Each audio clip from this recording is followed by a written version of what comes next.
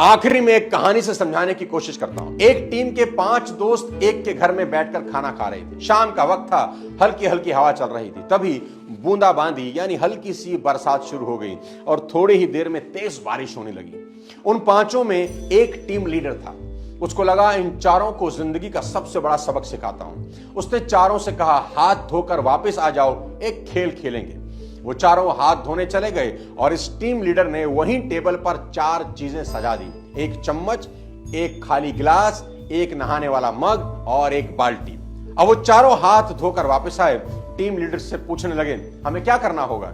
तो team leader ने उस टेबल की तरह इशारा करते हुए कहा, जहां ये चारों चीजें रखी थी, कि अपनी पसंद की एक एक चीज उठाओ और बाहर बारिश में जाओ और बारिश का पानी उसमें भर के ले आओ।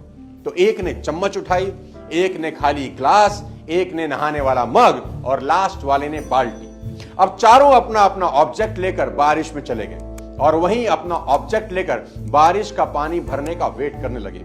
सबसे पहले बारिश ने चम्मच को भर दिया और वो वापस आ गया। फिर बारिश ने उस खाली ग्लास को भर दिया और वो भी वापस आ गया। फिर बारिश ने उस नहाने वाले मग को भर दिया, जिसे तीसरा पकड़ के बारिश में खड़ा था, और वो भी भरे मग के साथ वापस लौट आया। सबसे आखिरी में जिसके पास बाल्टी थी वो आया। बारिश के पानी से बाल्टी अब ऊपर तक भर चुकी थी। उस टीम लीडर ने अब उन चारों को उनकी जिंदगी का सबसे बड़ा सबक दिया कि 2 चीजें सिखाता हूं तुमको। पहला, दोस्तों, बारिश तुम सभी के लिए बराबर हो रही थी। कोई चम्मच भर के पानी लाया, कोई ग्लास भर के, कोई मग भर के और कोई बाल्टी।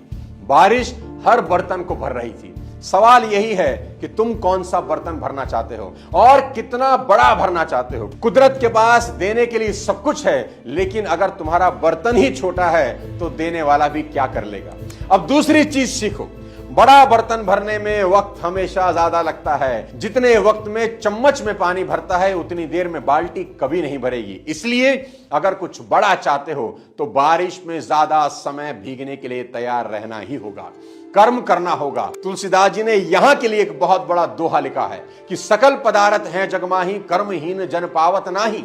यानी कि इस दुनिया में सब कुछ है जो तुम पाना चाहते हो, पर कर्महीन इंसान को कुछ हासिल होता नहीं। आप सिर्फ घर की 4 दीवारी में बैठकर सोचें कुछ हो जाएगा, तो देवता भी तुम्हारी मदद नहीं कर सकते। आखिरी में आपसे एक सवाल पूछता हूं कि एक पेड़ कितना बड़ा होता है? तो उसका जवाब है, जितना बड़ा हो सकता है उतना ही बड़ा होता है। आपने कभी नहीं सुना होगा कि एक पेड़ जो कि जा सकता था 20 फीट 16 फीट पर रुक गया।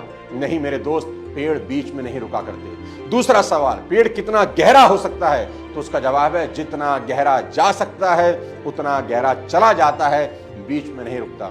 तीसरा सवाल, एक पेड़ कितने फल देता है? तो उसका जवाब है, जितने दे सकता है उतने ही देता है। कोई पेड़ अपनी क्षमता से कम फल कभी नहीं देता। चौथा सवाल सीधा आपसे, क्या आप जितना कर सकते थे उतना कर रहे हो?